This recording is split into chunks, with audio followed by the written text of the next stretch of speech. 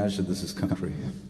So I want everybody to relax and smile. I feel like a star tonight, standing in the shining lights. Country music and this cowboy thing is really a spirit or an attitude. Out in the West Texas town of El Paso, I fell in love with a Mexican girl. India's own country music star, Bobby Cash. Bobby Cash. Bobby Cash. I want to be alone with you tonight, girl. Why should we waste this time we have? Let's not pretend that you and I don't need to spend this time we have together. So little girl, I'll tell you straight, babe, I think you're really great. I don't just want to be. Good evening, ladies and gentlemen. I welcome you to the channel, The High Priestess of Hedonism. Today's pursuit of pleasure is via music, the quintessential soul food. But before that, a little story. It was in 1976 when we returned to Dehradun after my dad's last posting in Babina. I was admitted to St. Mary's Convent, considered the finest school in the valley, well, one of the finest surely. It was located in Clementown, the quaint, pretty cantonment, which was very significant during the World Wars. Anyway, one day I had an issue with somebody at school, the kind of issue children get into. There was a little squabble with a classmate. I was furious. So in the recess time, I took up the case with this, a tall, impressively imposing head boy, Bal Kishore. He intervened, he sorted, he was very kind, he was gentle, he sorted the matter out amicably and sent us packing. Perhaps it was that nature, that particular trait, that kindness, innate generosity in him that made him so special, that the whole school loved him. He was our hero. Over the years, I bumped into him several times as I would pedal away on my Atlas bicycle.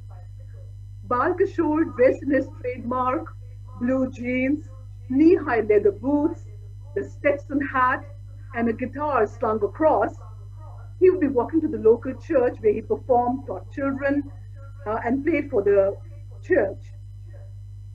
I would, the church was located diagonally opposite a farmhouse, so it was natural for me to meet him. We would exchange pleasantries, and each time I came away feeling special and a feeling that I had met a star.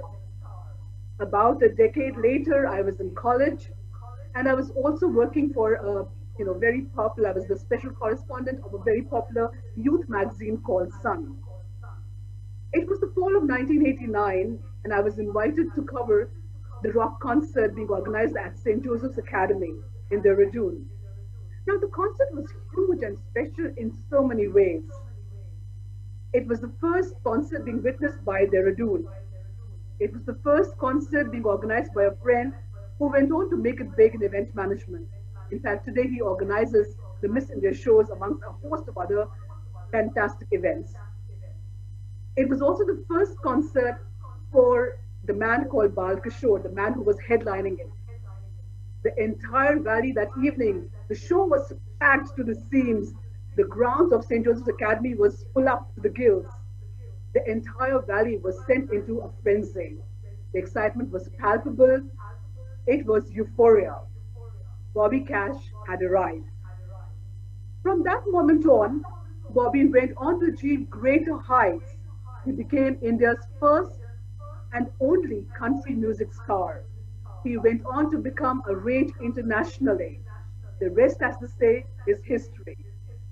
Ladies and gentlemen, I give you Bobby Cash. Hi, thank you. How are you? Welcome to the channel. Welcome to the chamber of the High Priestess of Hedonism, Bobby. That was some introduction, but and you deserve every single word of it. I'm just blessed, and thank you so much. And it's so great to be on your show. Thank you, thank you. As an opening note, would you play something for us, please, and then we begin the conversation. Now, this is a song I think it's perfect. I wrote this song I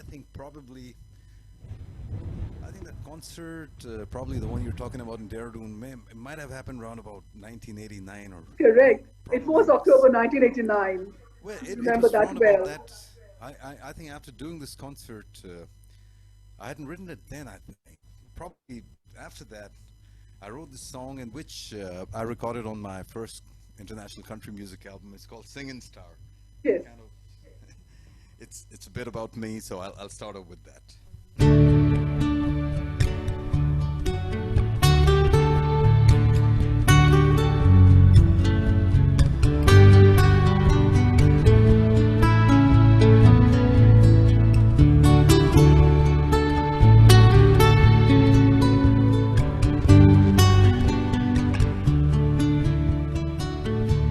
This is the story of a country boy. Feel like a star tonight, standing in the shining lights. I'm glad I've come to your side of town. I feel like there is magic all around.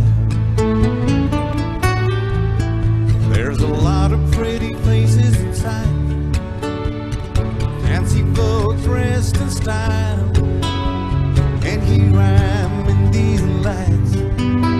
I could sing my songs on and on tonight. I feel like I'm a singing star tonight, and I know that this feeling is just right. I could sing my songs on and on tonight.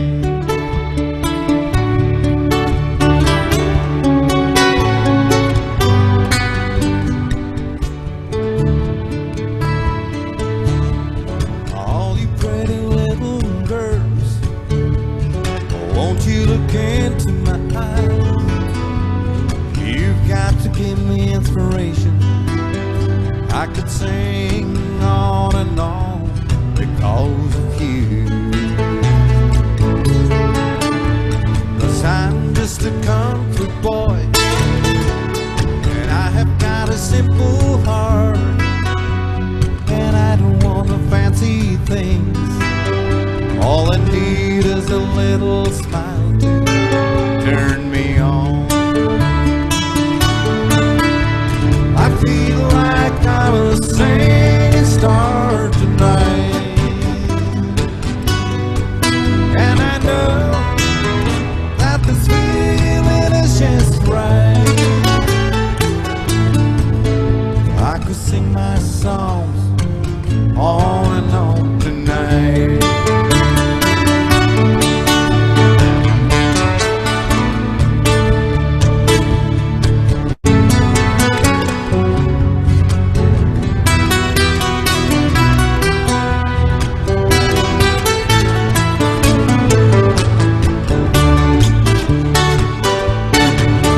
Yes, I feel like I'm a singing star tonight. I know that my feeling is just right. I could sing my song on and on tonight. I could sing my songs on and on tonight.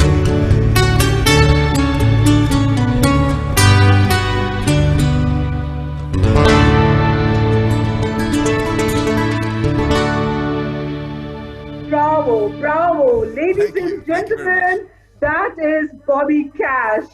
Welcome to the show, Bobby. That is fantastic. Really, really Thank you so much, beautiful. Aruna. Thank you. Thank you so much. And this song came right from That Dehradun, time. hometown. Yeah. Fabulous, That time. fabulous. From that time, yeah. And you haven't changed at all. You are just the same. Your personality, you've not aged at all. What is the secret of being this super rock star? You know why Well- age does not come to you? It only comes to mere mortals like us. I'll tell you what. I was joking with somebody. Somebody Yes, asked me the other day. I said I'm going to write a book about it. But I'll you tell you, have to. it's very simple. You know, be happy, make people happy, and for me, it's like I made a decision. I said I'm not going to worry. It's like every day I get up, I said I'm not going to worry, and I'm a you know I'm not a religious person, but I'm a person who believes something deep down inside. I have faith in God's goodness, and somehow, and I think the music, and then all the, I think just singing and, and being happy. I think that's. Well, one day I'll write a book about it. I think, there's this famous psychologist, Albert Maslow, and he talked Yeah, about it's the pyramid of needs that he gave us. And we begin yeah, with the base need, which is of food, shelter, yeah, yeah, water, air. Then we go on to the next level, which is, we want a house above yeah, us. And then we go on. And the highest, when we reach the top of the tip of the pyramid, is called self actualization. And I think yeah. you've reached that. When you say that you don't want to worry, you do your karma, you do your duty, you do things for people around, to the community around, and yet you don't want to worry. And that's a very important stage to reach. The Yeah, moment you yeah. reach that, the life is, you've made it, really. It's it's a decision, and it comes from I think I said, you know, there's a good God, and I don't need to worry. He'll take care of me, He will and take I care. just do. I'll just do what I need to do, and Absolutely. I mean, there's just so much that we can do, That's I correct. mean, we have our limits, so there's no, and the things we can handle, we can handle, That's right? right. But there's That's certain, right. and the things, and most people, worry about nothing, it's like, what's the point? Quite It's right. easy. I mean, Quite I find it very simple. But You maybe made the maybe right one day decision. we'll talk about it another time. And Absolutely, we shall. We'll have you back on the show talking about life's philosophy, Bobby. You do that, okay, we will have it another we'll time. do Yes. that. We'll do Well, that. you recently had a ticketed, concert, which was a very Yep. successful one. It was organized by Song Due, and you did that Yep. during the pandemic. So during this Yep. time, how have you been keeping yourself engaged with music shows, and the various events that you are participating in? How have you kept yourself busy and engaged? What have you been up to? You know, the funny thing is, I mean, apart from traveling around, I mean, I've met a lot of people, and I really feel for people. People have really struggled during this time. It's not been easy. It's not been Yes, easy for anybody. yes, But and I'm a person who was traveling and on the go and stuff. But when this pandemic happened, first of all, I'm a very home-loving person. I love where I am. I love yes. the town I am in. I love my home. I love my family. I love my wife, my kids. So it's great to be with them. So there's no way I could complain on that count, that I'm kind of stuck here. And for me, music has been such a part of my life that it didn't matter. There was a time where you were talking about those good old days back then. I mean, I used to just sing at home, maybe sing at school, or maybe go and sing at church. I didn't have a big audience. But I just loved what I was doing, and here I have all the time. I mean, I love to read, for example. I'm a big reader, so I could read a lot, and then I could spend as much time I liked with my guitar and music, and also I love to share my music, and I saw a lot of people doing Facebook Live, and getting on.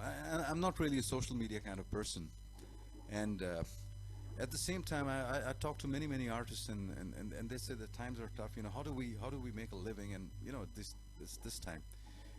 And so this thing with Songdew came up, and we said, I mean, everybody's putting out free content, which is great, but it's we have to sort of create something where people, it's not like they're watching somebody singing from the room on Facebook for free, that we can charge people and give them a top-notch production, which they can watch at home, pay a little bit for it, Yes. and it's like a real concert with great audio, and and and we weren't sure, I mean, how people would respond, because people are used to free content.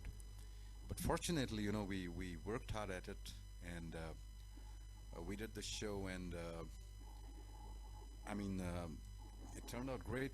People came along. It was like a real, and it was very interactive. And during this time, I taught myself because, like I said, I'm not I didn't even know how to go live on Facebook, let alone anything. Which you just press a Wow. button. I found out Yes. later. So I taught myself how to go online and the how to work with different software and how to get this audio because I like good sound and I mean I enjoyed learning all of that, putting myself and fortunately we pulled it off and it was a great show and hopefully it'll encourage many more event people and artists to put out with something which Absolutely. is quality, Absolutely. and people can Absolutely. enjoy. I, So I it's been a heard it great was a time. great, yes, yes. I heard it was a Yes, it great was. success. That's right. I mean, yes, critically too, I mean, like watching it. I mean, I could sit and watch it on, Correct. any good musician performing it with great audio and interacting with people. It's like you and I are talking. Yes, So, we could interact and it was good. that's right. That's right. And you have with that, you have paved the way forward for so many other artists, One, I think for something good, people will always pay. I think that I think that Yes. they will want to sort of do that. Yeah. And an artist themselves feels so special, you're right, to be able to get away from this thing about free content all the time, which somehow gets undervalued because it comes so easily to people. The moment there Well, is a bit of, actually, yes. yeah, I discovered, like people go live on Facebook. It doesn't matter, you could be. no, I mean, it's just about getting these beautiful comments which probably mean nothing. that's right, I that's mean, right, I mean, that's right. I don't want to demean or put No, anybody but you're down. right, yes, But I could sing, or my parrot could sing, and it'd still be like beautiful. But what I mean is, it's like when people put their money where their mouth is, and then and it's I mean that's the way I feel, and I mean I love to share music, but I thought let's do, and I spoke to a lot of it. I mean, the guys keep calling me. I said, why don't you do this, and just believe that, and get hold some good people who sort of work with you on it. that's right. So I've done a couple of these, and every time, thank God it's worked. So that means if it works for me, it'll work for anybody. Yes, So yes, absolutely. yeah, That was a very you funny agree? yet very pertinent analogy you made, between the parrot and a great singer. And people, you're right, in a way, end up not really putting people, I'm not saying put people on a pedestal, but give Yeah, them that, accord them that respect which is due to them for all yeah, the, excellence they bring to the table, for all the talent they yeah, bring and they work hard yeah. for. You can't deny them that. You can't in the social Yes, media craze, you can't demean that, which is just what is happening. yes. But I'm glad you took a step like that, and I think there'll be many more of that. Yeah, Absolutely. and it's hard work to putting up a It good is. production. It is. It is. These times, like we're not used to it. It's a totally new thing, Yes, that's and right. a lot of effort, a lot of stuff, and it costs. It costs somebody something to put out a good production. Absolutely, for sure. So, and Yes, and you just put it out for free just like that. that's correct. And, That's and correct. there are people who really like you, who really appreciate, and for them it's great. I mean, It is a great. lot of people haven't heard me for months, and so it worked out good. That's Thank God right. for that. And you are quite a family man. I know that. I know that for years. And I hear that your son is, following your footsteps. He is turning out to be a good musician too. Am I right? Yeah, yeah. I've kind of never pushed my kids or never pushed him, but I just even when he was growing up, and I said, if you have it in you, it will. I'm there to encourage you. Yes. And he said, that's what I want, and I mean, I get surprised at his commitment and uh, I think he's doing a good job. He's and he wants to be himself, which is very good. There's a lot of guys out there, a lot of musicians uh, who like to just totally be like me. I know a lot of them, and it's their choice. But Ricky wants to, even though he looks like me, he can't help can't help You that. can't So have he that. Good genes. tries very hard to be different. And inside of me, I said, man. So, but he's doing a good job, and I give him a lot of space, and anytime he wants help, I just step in quietly. I say, okay, I'm there, whatever you want. Fantastic. Fantastic. That brings me to the question, Bobby. Tell us about your growing up years in Dehradun, about all those, performances, the local church, the army dues that you performed in, and basically your growing up time in this beautiful Dehradun Valley. Aruna, it's so easy to talk to you about it because this is where you grew up and we were Yes, in the same school. yes, You know exactly. So but I think we grew up. I mean, for me, a lot has changed here, but for me and we remember the way it was, and we absolutely. carry that inside of us. We carry it in our memories and in our heart. So I think I grew up in the best part of the whole world. It was a little place, beautiful place, with a lot of green grass around, these meadows Yes, and then fields and trees and the forests all around us, little that's right. brooks and rivers, and you could walk out. And just the other day, some days back, somebody was talking about, they'd gone to somewhere overseas. They say, "Oh, we saw a lot of sheep somewhere, maybe in Europe or somewhere." I said we used to have sheep all over. These guys, herders, used to come Absolutely, that's right. and I mean, we used to walk from here. You walk out in the forest, and from here right into over the little rolling hills. But it was a very simple life, simple people, and a lot of things which the world revolves around today weren't there. But it was just we were just happy kids, and I think we had our previous generation, our parents' generation. They were great people. Yes, absolutely, They had actually grown up through very hard times, sure. and yet I think they did a great job with bringing us up, and through those times. And I mean, what I've learned from that generation, I think I hope I can pass even a bit of it on to mine. But After Jenny. beautiful time. Absolutely. It was simple. I lived next door to the school, and school was also a beautiful place. Yes, Very few I kids, remember. with the nuns, and and I think we didn't have things like examination stress and all those kinds of things you hear about today. True, true, I mean, I true. don't even. I mean, we just had exams. We went to school. We had an exam. And if you did something wrong, you got pulled up, and that was it, and you forgot about it. And very simple life. And of course, I grew up with my friends and everything, like any other kid. But of course, my guitar, my music was something I got gifted with, and I taught myself how to play the guitar. In my family, there were other people but they used to come for vacation, but I used to watch my older cousins play, my uncles and stuff, and I picked it up. And I mean, the first place I mean, I started playing at home, and then sometime in those days, in our school time, and I don't think music. There weren't many kids. I remember in St. Mary's, I think I was the only boy at that point of time who actually played a guitar. It wasn't like music I wasn't a think big so, thing, yes. though we had singing and stuff. So I was Correct. so something happened in school. The teacher and I was shy. I was really shy. I loved my music, but I remember I used to, but teachers, and we had some great teachers. And I remember Miss Cora. She'd always pull me out from somewhere and say, "No, make me sing and stuff." And then we had this like a little country church with very poor people, next to your place. And Correct. we used to walk all the way. I used to pick up my guitar, and with maybe my mom, my sister, and we just walk over to church, and I'd just take my guitar and of course, a lot of people say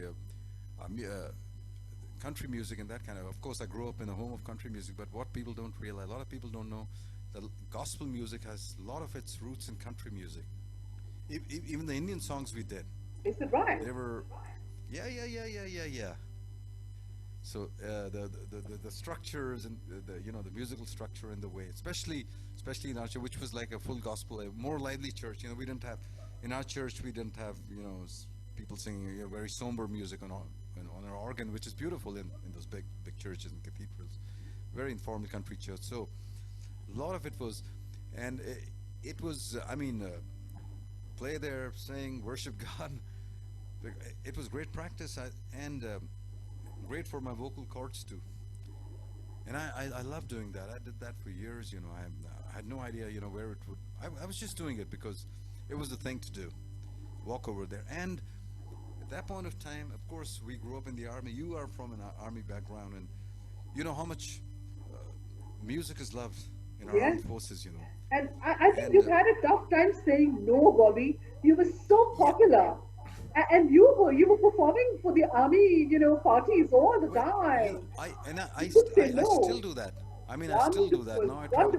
And I always tell people, that my first, apart from playing in church, but I think my being in the music profession or being on stage in public, I really owe to all my wonderful friends in the army. I never forget it. Sure. Because here I was a shy kid who was talented, but somehow small place and people knew about.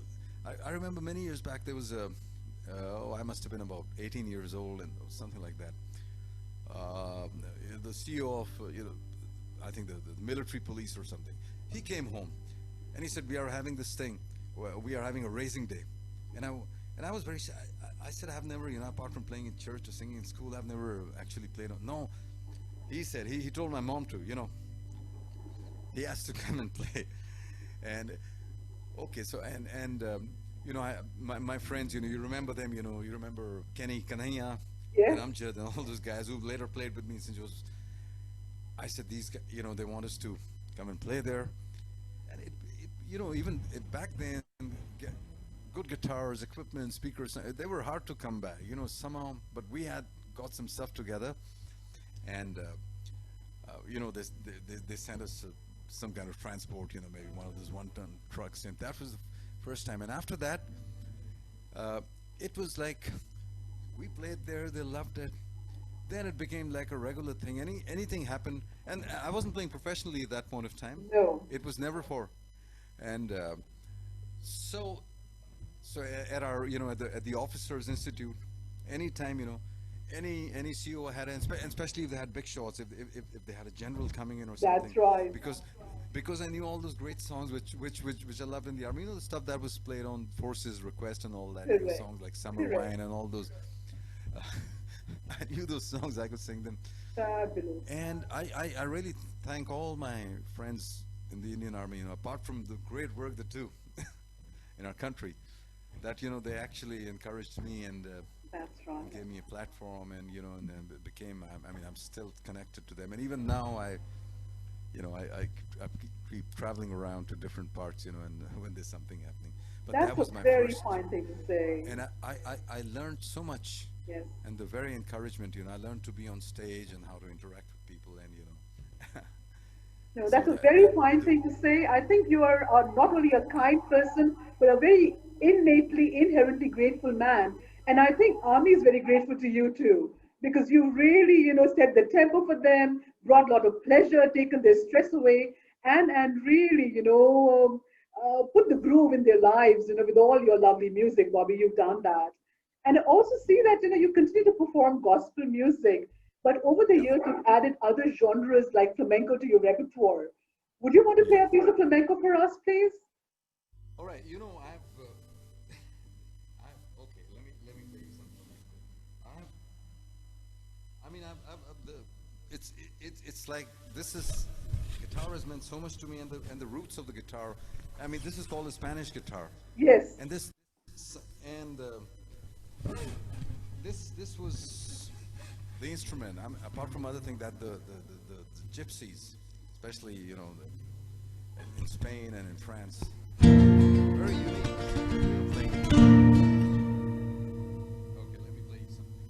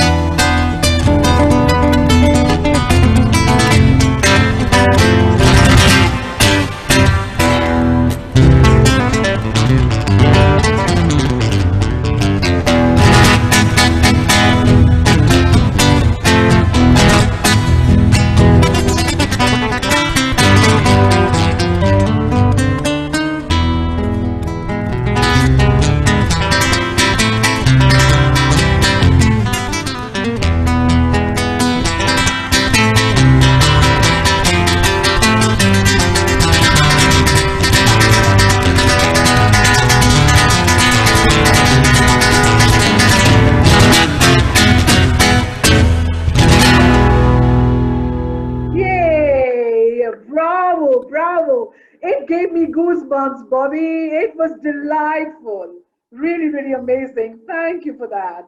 Really.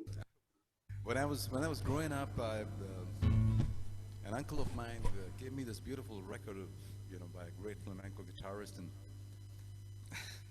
I just loved it. There was something about that sound. I said I got to learn how. I never had a teacher to teach me, and I figured all this stuff out myself.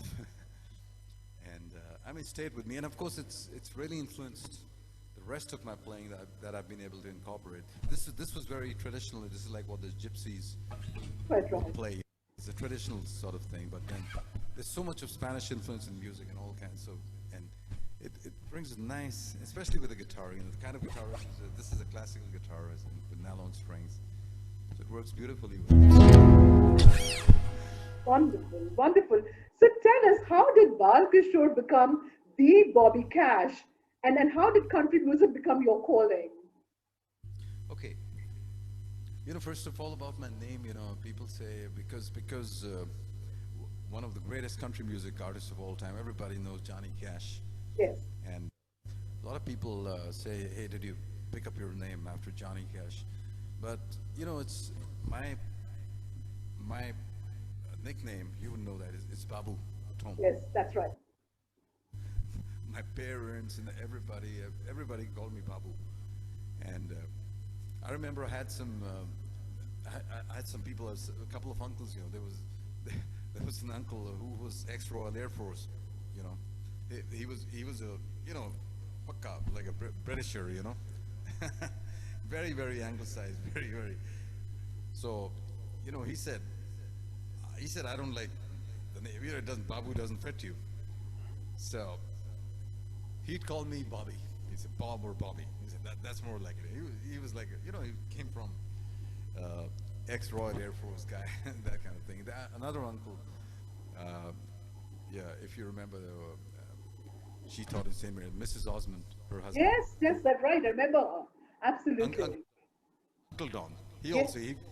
He was also an Anglo, so he'd also say, Babu, Bob. So that was how the Bobby and the Bob bit came, And then I remember I had an aunt.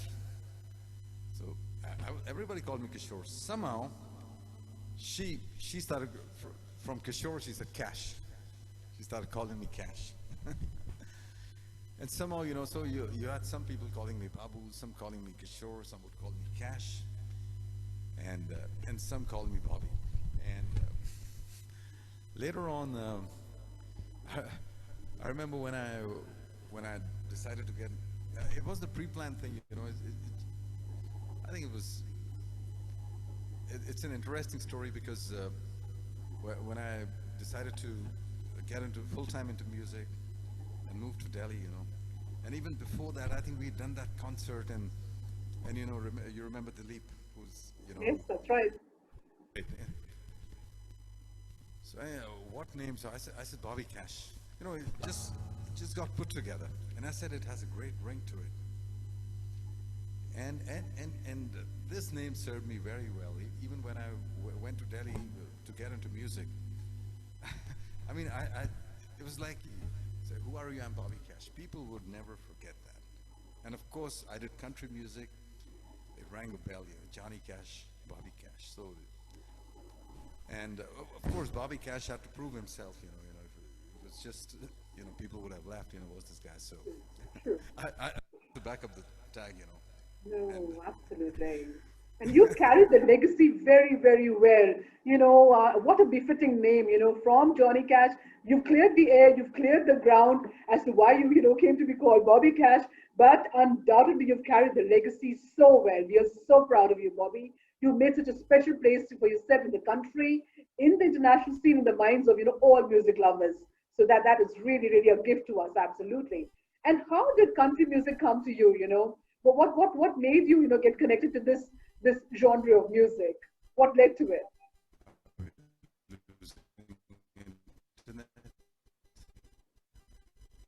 The voice is cracking. The connection's gone bad. Yeah, there's some problem with the connection. We're getting you back. No, not hard. No. No, Annette is okay. Yes, it's okay now. Yeah, I think there was something wrong. Okay, it might be mine. Is it okay now? Is it okay? It's okay now. It's fine. Yeah. All right. All right. Can't help that. No problem. That's technology. What can you do? It serves us, it fails us sometimes, but it's all right. We live Yeah. with that. Yeah. So, this Bobby Cash thing reminds me. When I went to Delhi, I think just starting better. I think we're going to talk about that later. But Yes. I remember somebody told me. I knew nobody, but somebody in Delhi told me you must go and meet Rajesh Khanna. And Rajesh Khanna was a member of parliament then, living on Lodi Road. The superstar, right? Huh? Yeah, movie star. Superstar. Okay, the film star. We are from a little town, I mean, Yes. we've never seen movie star. Rajesh Khanna was like, man, Yes. there's nobody like him. So, me and a young kid, we'd gone to Delhi, and somebody said you must go and see him, and some big shot guy, he met us. He said, go there. He's at Lodi Road, and you must go and meet him. I said, okay, let's go and meet Rajesh Khanna. So we went to his big bungalow, because he was a member of parliament, and there's a lot of guards there. But and I remember, I was wearing jeans, I think, torn jeans. I was a big guy, big and strong, long hair, and we just walked in, there are a lot of people, a line of people, because he was a neta. So we walked in there. When we walked in there, he was outhouse there. There was his office. Long line of people. So my friend said, "Bhaiya, yahan to itne log hain. I mean, how do we get by?" I said, "Don't worry." And he was inside his office, and I noticed the guy must have been his personal assistant or secretary. He's coming in and out, and he's talking to people. I said, "Just watch."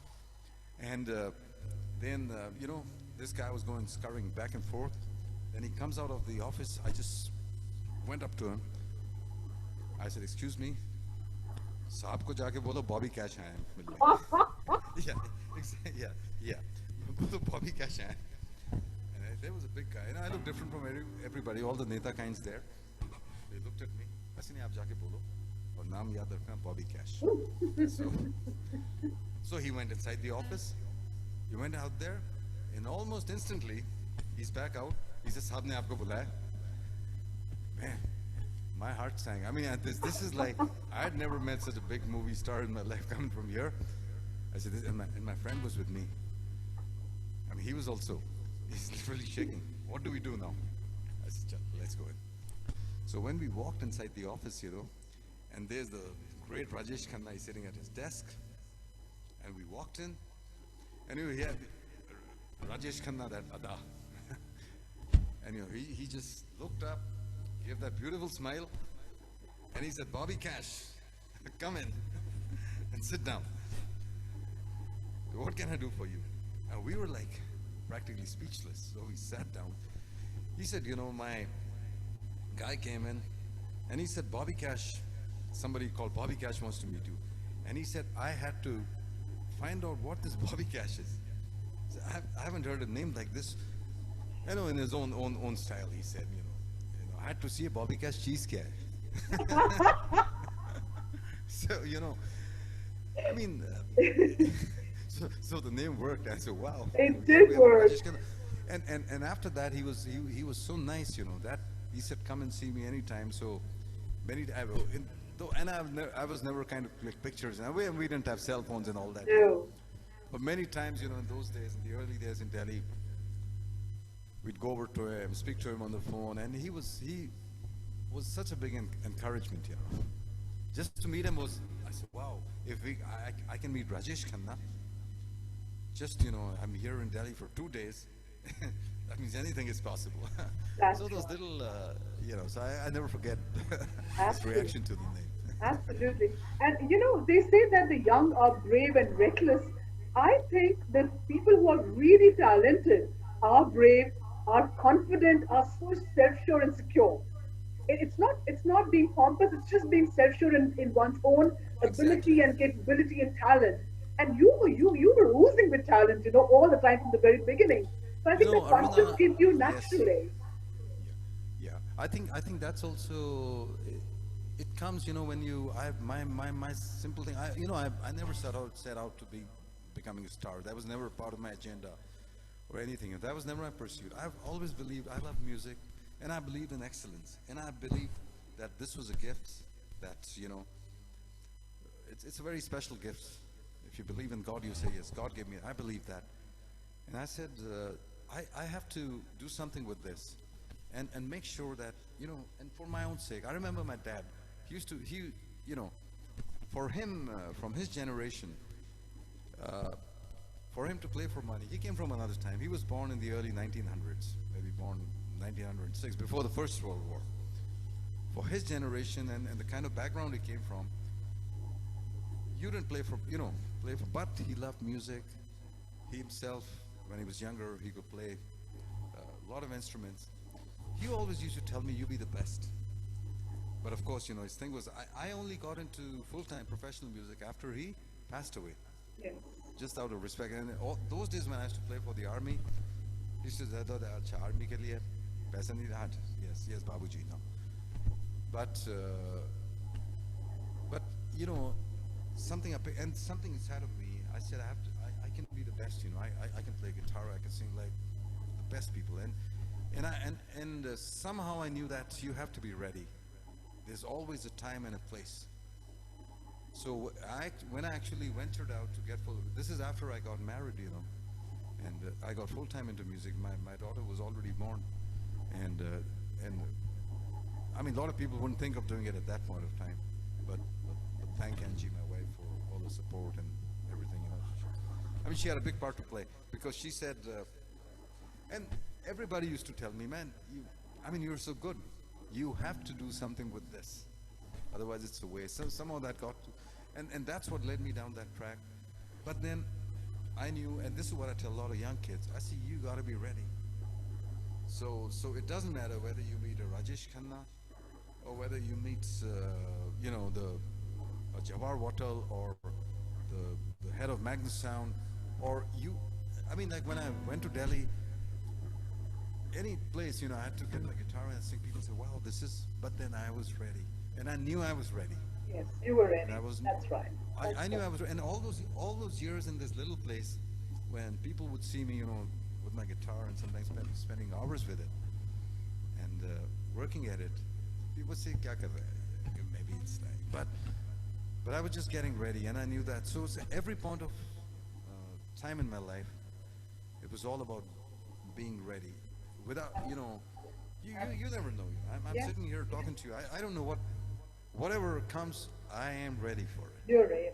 And Dehradun is a it wasn't such a little place, Bobby. It was such a stylish place. It was always so ahead of its time.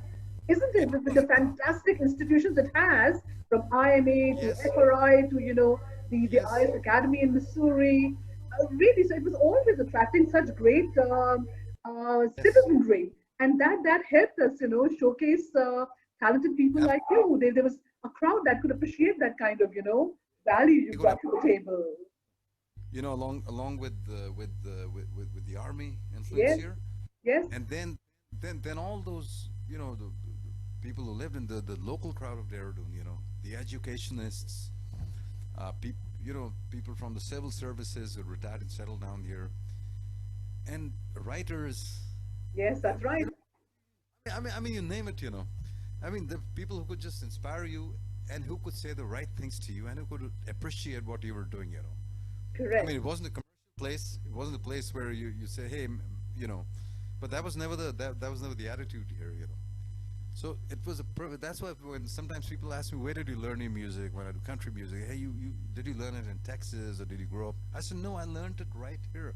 Absolutely. You know, and by yourself. You were self-taught. People should know that, you know. You're a self-taught artist. You taught yourself to, you know, perform and play and then sing and play the guitar. It's unbelievable. It's remarkable, really. There was no YouTube then, you know, to watch guitar tutorials. Correct. All we had was records, you know. I mean, you don't even have DVDs and videos and stuff. No. When I used to hear a great guitar, I mean, I have a lot of great guitar players. When for example, Chet Atkins, I hear a record. I didn't know what he's doing. I couldn't even watch. I mean, you could just imagine. You don't know how he's playing, and somehow that it was just hunger, And I said, okay, I'll figure out a way. And learning that way, teaching myself, I didn't even know the rules, you know. I mean, you didn't even get a lot of books to learn guitar from, leave aside actual teachers and stuff. But I said, oh, I'm going to play it. I'll figure out a way. And doing that, I could create a lot of my own original techniques of playing, which, True, true. you know, break a lot of rules. Later on, when, you know, when I actually, you know, worked with other musicians and stuff, and they say, where did you get that from? You know, it's people who learned the right way. So how do you get that sound? How do you play it? You know, when you play it sounds like a band. I said, because I was playing alone, and I didn't have other musicians, so I tried to play whatever I heard on the recording. I tried to do it all on my guitar.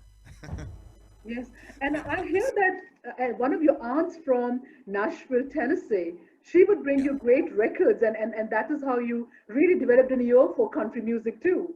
I mean, that That's was one of the reasons why you got that's a, grounded in this. well, but, yeah. People ask me, how come you chose country music, especially in India? You know, it's not huge music. It's not the kind of music that's it's a very it's a very very small audience for it, and not much of country music.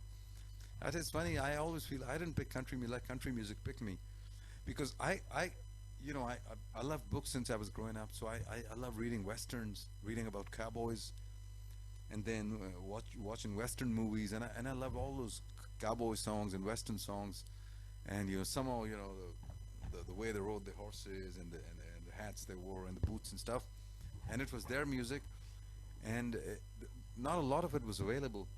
But my aunt, you know, she went to the U.S. to study and lived there for many years, and guess where she was based? She was based in Nashville, Tennessee, which was the home of country, and she'd mail these records, you know.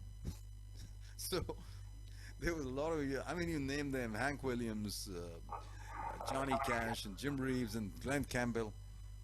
I mean, we it was music I grew up with, and the kind of environment we grew up. We actually grew out in the country, you know. Clementon was country. Correct. Yes, and I remember my home. My grandma used to, she kept cows, and we had chicken, you know, and uh, she used to farm, and we used to out, you know, we we used to help alongside, you know. I mean, I remember I could milk cows, and I you know, I could plant a rice field, do all this, you know. And play We your used music, you know, and strum your guitar to the sounds of the country, right? and we'd get together as a family, because the family loved music. Sit around in the evening, light a fire, you know, especially when my uncles and cousins, the family, everybody came down and sing songs, you know. So it was like country. It was it fitted in.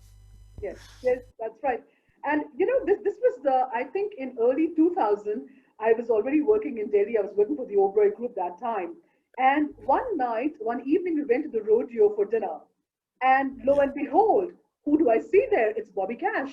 He's performing there to packed house, to people who are going crazy about his sound and his music. And I came up to you to say hello. And I always loved your music, Bobby. I always thought you were a superstar. So I came back to office the next day, and I, you know, went and spoke to my director for food and beverage, the colleague in F&B. And I said, you know, I have this, you know, friend who is such an amazing artist, who's such a, you know, huge talent. And would you like him to, you know, perform at the Oberoi?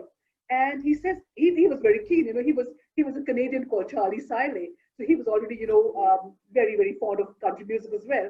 And he says, yeah, of course, definitely. And the next I know, you're performing at the Oberoi, and making people go crazy with your sound at the club bar, and having a huge fan following, isn't it? I mean, do you remember?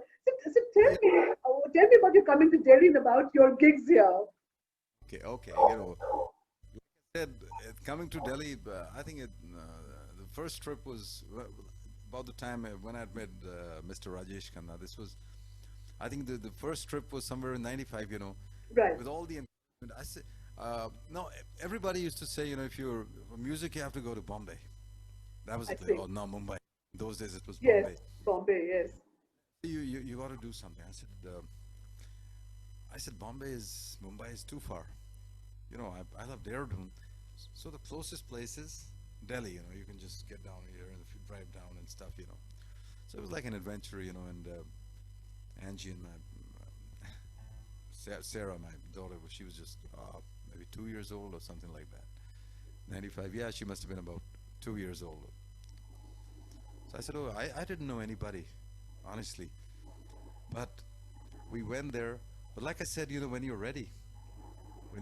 So somebody asked me to sing somewhere, and like this rodeo thing. It sort of started with rodeo. Yes. It was run about that point of time. A very hot summer afternoon. This is about the same time I had met. The connection is very weak, Bobby. That was huge encouragement because Yes. time, just 1 or 2 days, there, and suddenly, a lot of things are possible. So if I can meet Rajesh Khanna, it was an encouragement, But somebody told me there's this place open in Connaught Place, and you love it because it's like a Western saloon. It's Mexican cuisine, and everybody dresses up like cowboys. Correct. So I remember, I think maybe it might have been the month of June, and it was so. Used to Dehradun, and in that hot weather, I said okay. So I went to rodeo, and I had to head back to Dehradun. I said on my way back, I dropped into rodeo, and beautiful place there. Everybody dressed like cowboys, and the saddle stools. I don't think I was wearing a hat when I went in there. I just went up there. I said, check this Right. place out. And then they had this bar, So I ordered something. There are a lot of people there. And those days, karaoke was very popular. Yes, that's So they had correct. and, the songs playing. And I'm having something cold. And there's a lot of people there and a lot of Westerners there. And suddenly there's this song that comes up on the screen. An old song called, which was actually the music was composed by Charlie Chaplin. I see. This is my song. It's a beautiful song. I love that song, and I just sort of I'm having my drink and then pick up the mic, and the track, the karaoke, I just start singing, and when I'm singing, people are suddenly everybody starts listening. And by the time the song is through, everybody's applauding, and then when it's through, then the manager came up to me. He said, "Who are you?" Yeah. I said, "My name is Bobby Cash." Where are you? I said, "I've come from Dehradun. I'm just passing through and just came to check this place out." He said, "Just hang on." He said, "I'll speak to the owner, and you must be knowing Mr. Sherwani, Saeed Sherwani." Yes, that's right. Yes, I'm aware. We became very, yeah. So he spoke to Saeed Sherwani. He said, "There's this guy here. He's come from Dehradun. You've got to." Hear He him. says, "Can you?" I said, I'm on my way to Dehradun, but I'll be back next week and I'll see you. So again, then next week I was back in Delhi, and then I went to rodeo and I met Saeed Sherwani, and he said, we're going to we are having a Mexican festival. We are getting 2 chefs from Mexico. I'd like you to sing here, and it's like a week thing.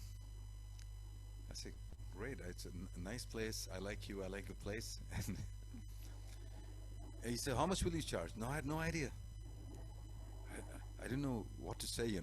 That's one part. I didn't know what musicians in Delhi charged. There were a lot of bands playing there.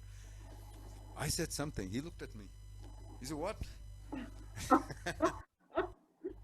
And then he said, "So and so charges this much. So and so charges this much."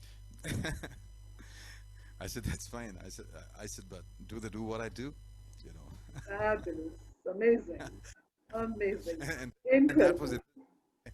This festival happened, and it was like then, it was such a thing. And after that, for years, like rodeo and me, everybody knew, and I loved being at rodeo, and they were very good to me. And it was like it became the hottest place in town, and it was a great place, And that's probably the night you'd come in, and moving from coming to Uber was actually because of you, because getting out of rodeo wasn't easy. But I said okay. Yeah. And after rodeo, after Uber Oys is the time that that was my last ever stint at a hotel in Delhi. Correct. Because that's Correct. the Australia thing started. You. I'm going to talk about that. I'm going to cut you off because we're going to talk about your Australia leg, a little while from here. But ladies and gentlemen, the great Bobby Cash, he tells the owner of Rodeo, can they do what I can do? And that's confidence. That's believing in yourself. That's having real talent and faith in your own wares that you come to the world with. So that's really fantastic. So, ladies and gentlemen, that was Bobby Cash for you. The man with the golden voice, but with the simplest of hearts. Truth be told, right from the time he was a senior at school to the time I covered his first concert, to the point when he rode their waves of popularity at Rodeo and the Oberoi, we all knew that he was going to be a big star, that he was already a star.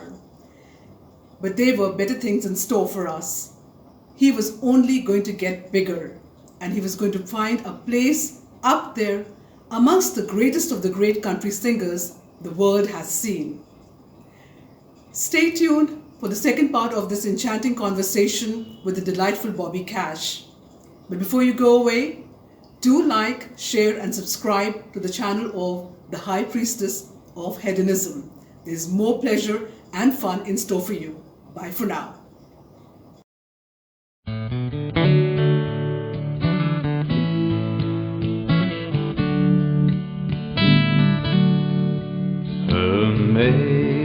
Amazing grace, how sweet the sound that saved a wretch like me.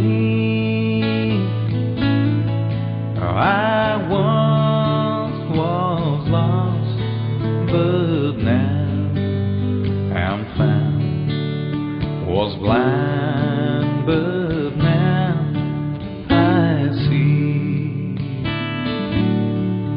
'Twas grace that taught my heart to fear, and grace my fears relieve. How precious did that grace appear, the hour